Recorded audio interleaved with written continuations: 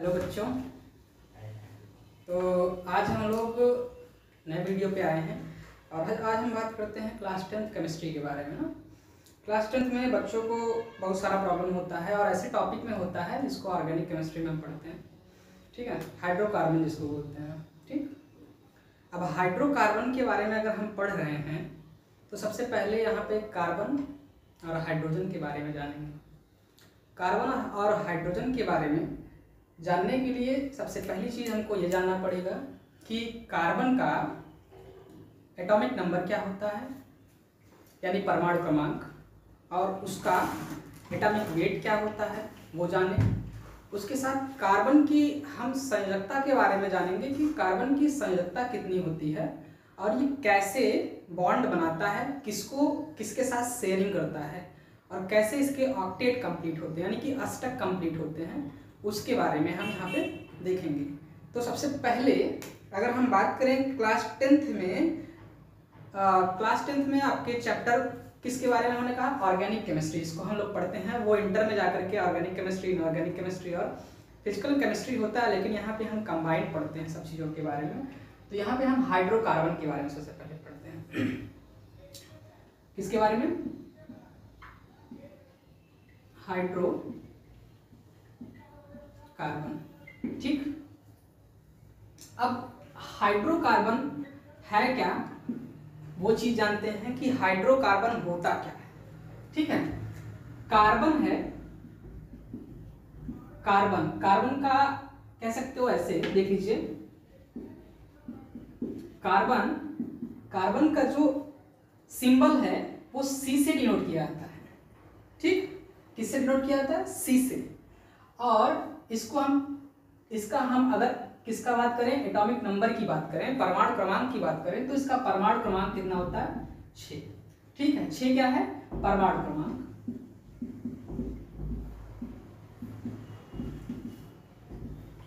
ठीक, और इसकी अगर हम परमाणु भार की बात करें तो होता है 12।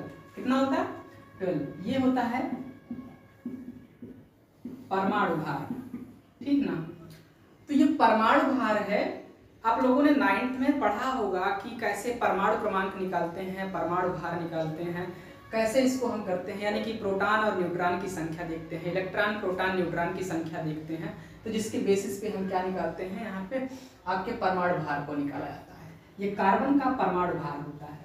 कार्बन की बैलेंसी उसके इलेक्ट्रॉनिक कॉन्फ़िगरेशन पे डिपेंड करती है, और जब तक इलेक्ट्रॉनिक कॉन्फ़िगरेशन हमको नहीं आएगा तब तक हम क्या कर सकते हैं, आपके संयोजकता को नहीं निकाल सकते हैं। ठीक है ना। तो देखें, कार्बन का अगर इलेक्ट्रॉनिक विन्यास किया जाए,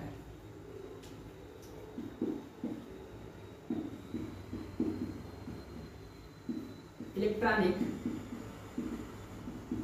विन्यास किसका हम देख रहे हैं, कार्बन का इलेक्ट्रॉनिक विन्यास अगर हम देखें तो होता है 2 और 4 होता है। कितना होता है, 2 और 4, यानी कहने का मतलब 2 इसके, ये आपका नाभिक हो गया, ये पहला कोष, ये दूसरा कोष है।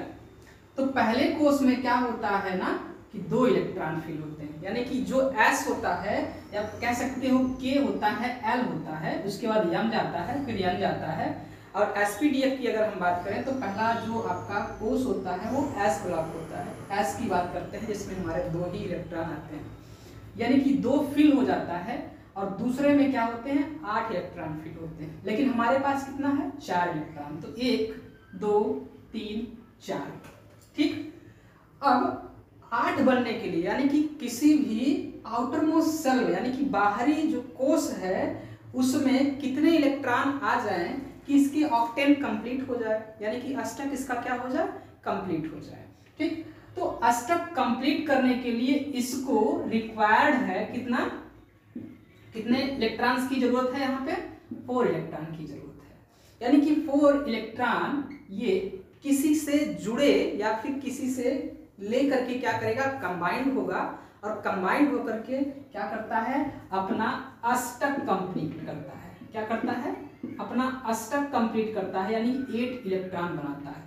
इसलिए हम यहाँ पे बात करें कि इसकी संयोजकता जो होती है कितनी होती है, संयोजकता कितनी होती है, यहाँ पे 4 है ना, तो 4 इलेक्ट्रॉन अगर इसके पास रहे तो इसकी कार्बन की संयोजकता जो होती है वो 4 है। ठीक है, कितना है? 4। कहने का मतलब ये कि कार्बन 4 ऐसे आपके किसी से जुड़े जिसकी इसकी बैलेंस कंप्लीट हो जाए। जैसे हमने कहा A, B, C and D है, तो यानी कि एक इलेक्ट्रॉन इसके पास भी होगा, एक कार्बन के पास है, यानी कि 4 कार्बन के पास है ना, तो एक इसके साथ लेगा और एक इसके साथ लेगा, एक इससे लेगा और एक इससे लेगा। जब चारों से एक एक इलेक्ट्रॉन ले लेगा तो इसके पास कितने इलेक्ट्रॉन हो जाएंगे? 8 इलेक्ट्रॉन हो जाएंगे। और इनके पास मान लीजिए एक एक आपका इलेक्ट्रॉन इनके साथ जुड़ करके क्या करेगा? अपनी खुद की भी ऑक्टेट को कंप्लीट करता है ना, अपने खुद की ऑक्टेट को कंप्लीट करेगा जब, तो यानी कि इसका भी बैलेंस हो जाएगा और इसका भी बैलेंस हो जाएगा। यानी अब आपका जो ये रिएक्शन दिया गया है, जो आपके कंपाउंड दिए हुए हैं, वो कैसे हो जाएंगे? न्यूट्रल हो जाएंगे। यानी कि सभी अपने आप को इनर्ट गैस शो करते हैं। यानी कि जो आपका देखते हैं, हम कहाँ पढ़ते हैं? लास्ट में जहाँ 0 ग्रुप होता है, अगर पीरियोडिक टेबल देखेंगे तो हीलियम होता है, ठीक है, नियान होता है, आर्गन होता है, जेनान होता है, रेडान होता है, ये सारी चीजें हैं, क्रिप्टान, जेनान, रेडान, ये सब हैं, ये सब के सब अक्रिय गैस में आते हैं। ठीक है, तो ये सब के सब जो हैं अक्रिय बनना चाहते हैं, तो अक्रिय बनने के लिए इनको ऑक्टेट कंप्लीट करना पड़ता है। ठीक, अब हम हाइड्रोकार्बन की डायरेक्ट बात करते हैं, चलते हैं। जब कार्बन हाइड्रोजन के साथ जुड़ जाता है, यानी कार्बन का हाइड्रोजन के साथ जुड़ना क्या कहलाएगा? हाइड्रोकार्बन कहलाएगा। नाम से ही पता चल रहा होगा कि हाइड्रोकार्बन होता क्या है। ठीक, देखते हैं कि हाइड्रोकार्बन क्या है, उसके बारे में थोड़ा सा। हमने कहा हाइड्रोकार्बन ना, हाइड्रोकार्बन, मैंने कहा कार्बन जब सिंपल वे में समझ लीजिए, कार्बन जब क्या करता है? हाइड्रोजन के साथ जुड़ता है, क्या होता है? जुड़ता है, ऐड होता है, उसको हम लोग क्या बोलते हैं? हाइड्रोकार्बन कहते हैं। ठीक, हाइड्रोकार्बन बोला जाता है। ठीक है ना, हाइड्रोकार्बन यानी कि कार्बन का हाइड्रोजन के साथ जुड़ जाना हाइड्रोकार्बन कहलाया। सिंपल सी बात है ना।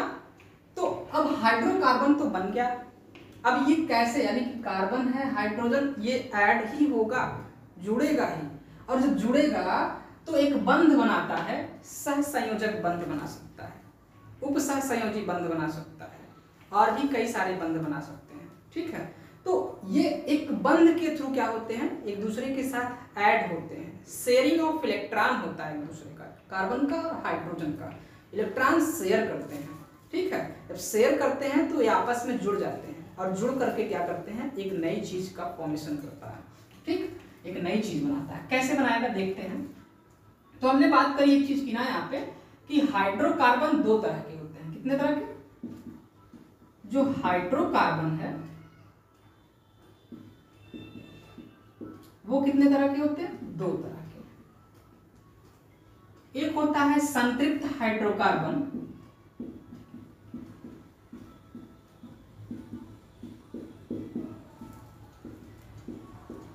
एक होता है असंतृप्त हाइड्रोकार्बन।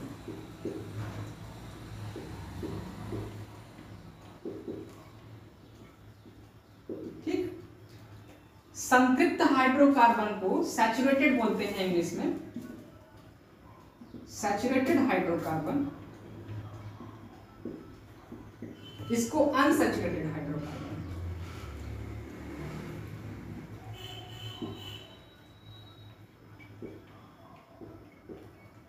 ठीक है, सैचुरेटेड और अनसैचुरेटेड हाइड्रोकार्बन। अब सैचुरेटेड हाइड्रोकार्बन में ऐसे कार्बन आएंगे, ऐसे जिनमें क्या होगा? सिर्फ और सिर्फ सिंगल बॉन्ड प्रेजेंट होगा। यानी कि ऐसे हाइड्रोकार्बन इसमें आएंगे जिनके पास क्या होगा? सिंगल बॉन्ड होगा। क्या होगा? सिंगल बॉन्ड, एकल बंध, एकल बंध होगा। कार्बन और हाइड्रोजन के बीच में क्या होगा? कार्बन कार्बन के बीच में क्या होगा? एकल बंध से जुड़ा होगा उसको हम लोग संतृप्त हाइड्रोकार्बन कहेंगे। इसके साथ में आपके हाइड्रोजन जुड़ जाएगा तो हाइड्रोकार्बन हो जाएगा। यहाँ पे क्या होगा कि आपका असंतृप्त हाइड्रोकार्बन कब होगा, जब कार्बन कार्बन के बीच में द्विबंध या कार्बन कार्बन के बीच में कितने हो, त्रिबंध। इसको क्या बोलते हैं, द्विबंध बोलते हैं। इसको क्या बोलते हैं, त्रिबंध बोलते हैं, यानी कि डबल बॉन्ड और ट्रिपल बॉन्ड। ठीक है, तो कार्बन कार्बन के बीच में कौन से बॉन्ड हो, डबल बॉन्ड है, ट्रिपल बॉन्ड होता है, तो उसको हम लोग अनसैचुरेटेड हाइड्रोकार्बन कहते हैं। इसमें जैसे हम पढ़ ले एल्केन के बारे में, क्या होता है एल्केन, आगे हम आपको इसके बारे में डिटेल बताएंगे। पहले अभी एग्जांपल देख लेते हैं। जैसे आपका CH4, इसको मेथेन बोलते हैं। क्या बोलते हैं, methane, ethane, propane, butane, pentane, hexane, heptane, ये सारे आते हैं। यहाँ पे क्या होगा, एल्कीन बोलते हैं। इसको क्या बोलते हैं, एल्कीन बोलते हैं। और इसको इसमें आता है एल्काइन। क्या आते हैं, एल्काइन आता है। ये सारी चीजें किस में आती हैं, ये हाइड्रोकार्बन के अंतर्गत पढ़ा जाता है। ये कार्बनिक यौगिक में आते हैं। सबके सब कैसे हैं, कार्बनिक यौगिक हैं। ठीक है, अब कार्बनिक यौगिक क्या करता है कि कार्बन के साथ में जब ये जुड़ता है उसको कार्बनिक यौगिक के नाम से जाना जाता है। ठीक है, तो अभी यहाँ पे क्या होगा कि कैसे होगा उसके बारे में, यहाँ तक हम लोग जान गए ना। अब यहाँ पे हम बात करेंगे कार्बन की बैलेंसी की। तो हमने बात करी कितनी बैलेंसी होती है इसकी, 4, यानी कि इसकी संयोजकता कार्बन की कितनी होती है, 4 होती है। और ये 4 क्या कर सकता है, 4 चीजों से जुड़ सकता है। 4 हाइड्रोजन के साथ जुड़ सकता है, या फिर अपने जब तक किसी 4 ऐसे एलिमेंट के साथ नहीं जुड़ेगा तब तक 4 या 2 भी हो सकता है, ऐसा नहीं है, 1 भी हो सकता है। तो वो डिपेंड करता है किसके ऊपर, दूसरे एलिमेंट के ऊपर, ताकि इसकी बैलेंसी कंप्लीट हो जाए, इसका ऑक्टेट कंप्लीट हो जाए। बस कार्बन को यही मतलब होता है। ठीक है, अब हम यहाँ पे देखेंगे कि जो आपका कार्बनिक यौगिक है, देखिएगा कार्बनिक यौगिक है वो 2 तरह से। ठीक, यहाँ पे संतृप्त नहीं सॉरी खुली श्रृंखला के यौगिक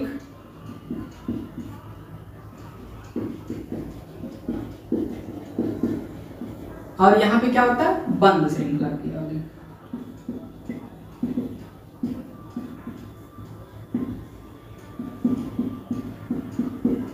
ठीक, खुली श्रृंखला को हम लोग ओपन चेन के नाम से जानते हैं। किसके नाम से, ओपन चेन कंपाउंड, या फिर क्या कह सकते हैं हम यहाँ पे, एलिफैटिक कंपाउंड।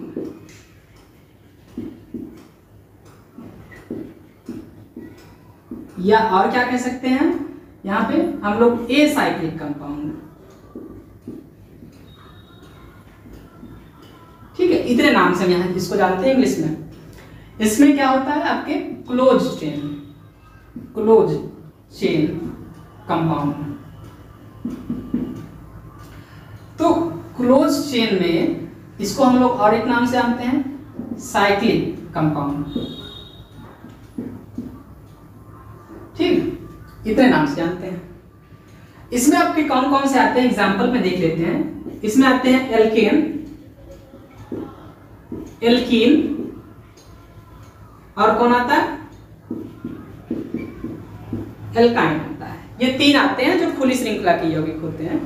कौन आते हैं, 3 आते हैं जो खुली श्रृंखला के यौगिक होते हैं ना, एल्केन, एल्कीन और एल्काइन। ठीक ना, इसमें आपके 2 टाइप्स के होते हैं। कितने टाइप्स के, 2 टाइप्स के। देखिए कौन कौन सा होता है। एक होता है समचक्रीय, कह सकते हो इसको, क्या बोलते हैं, समचक्रीय, जिसको होमोसाइक्लिक बोलते हैं।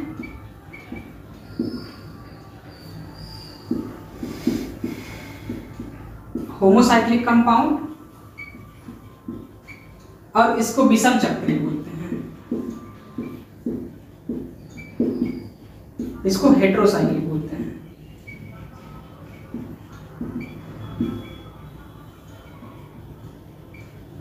अब इसको दो पार्ट में डिवाइड किया गया है। कितने पार्ट में? दो। एक होता है एरोमेटिक,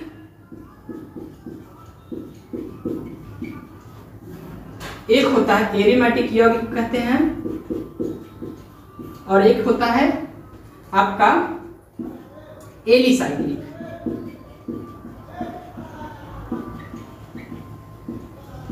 एलिसाइक्लिक यौगिक,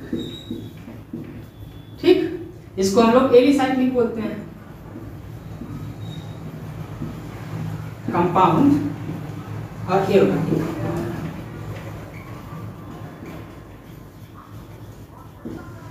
तो आपका कार्बनिक यौगिक होता है खुली श्रृंखला के यौगिक, यानी कि जिसकी श्रृंखला क्या हो?